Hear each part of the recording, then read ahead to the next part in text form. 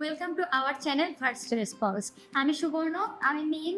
আজকে আমরা কথা বলবো আমাদের দৈনন্দিন জীবনের সবচেয়ে পরিচিত একটি দুর্ঘটনা নিয়ে, আর সেটি হচ্ছে পোড়া।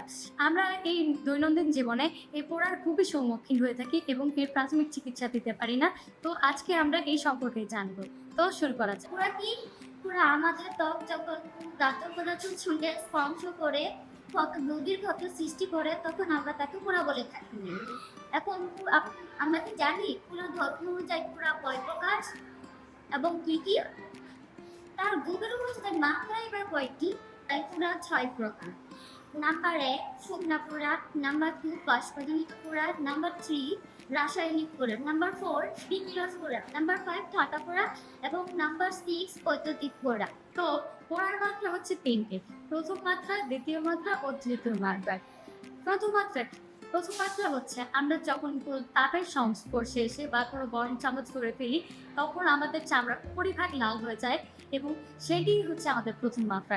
প্রথম মাত্রা কিভাবে বুঝবো আমরা প্রথম মাত্রা? এটি আরও কিছু লক্ষণ আছে, যেমন এটি লাল হয়ে যাবে এবং এটি ফুলে যাবে এবং এটি চামড়া নরম হয়ে যাবে।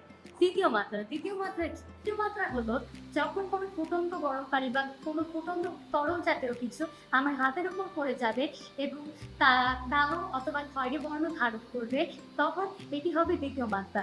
তৃতীয় মাত্রা যেমন চামড়া আমাদের ফুলে যাবে, চামড়ার উপর ফোস্কাও পড়ে যেতে পারে এবং দু একটা ফোস্কা কেটে যেতে পারে।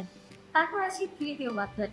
তৃতীয় মাত্রা আমাদের যখন পোড়াটা একবারে গভীর পর্যায়ে চলে যাবে, তখন আমরা এটাকে তৃতীয় মাত্রা বলে থাকি এবং এর মাংসপেশিগুলো হাড় পর্যন্ত পৌঁছে যেতে পারে। এটি সবচেয়ে ভয়াবহ পোড়া। পুড়ে গেলে কি করে থাকছে? আমরা সচরাচর আমাদের পোড়া স্থানের টেস্ট ভেঙে দিয়ে থাকি অথবা টুথপেস্ট লাগিয়ে থাকি, কিন্তু আমাদের গ্রামাঞ্চলেও আরও কিছু নিয়ম প্রথা রয়েছে, যেমন কাদামাটি লাগানো, গোবর লাগানো ইত্যাদি, কিন্তু এগুলো করা উচিত নয়। আমাদের এসবের জন্য ফার্স্ট এড রয়েছে। পোড়ার প্রথম এবং সঠিক প্রাথমিক চিকিৎসা হলো পানি ঢালা, কিন্তু প্রথম, দ্বিতীয় এবং তৃতীয় মাত্রার ক্ষেত্রে কিছুটা নিয়ম রয়েছে।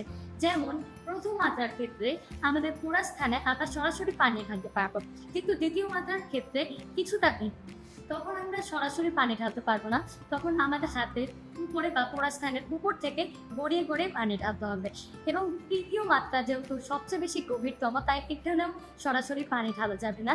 তখন সেখানে আমরা পরিষ্কার সুতির কাপড় দিয়ে পেঁচিয়ে তার উপর থেকে গড়িয়ে পানি ঢালতে পারি এবং যতটা দ্রুত সম্ভব আমরা হসপিটালে বা হাসপাতাল নিয়ে যেতে পারিনি। আমরা এতক্ষণ জানলাম পোড়ার প্রকারভেদ, পোড়ার মাত্রা এবং পুড়লে আমরা এর প্রাথমিক চিকিৎসা হিসেবে কি করতে পারি।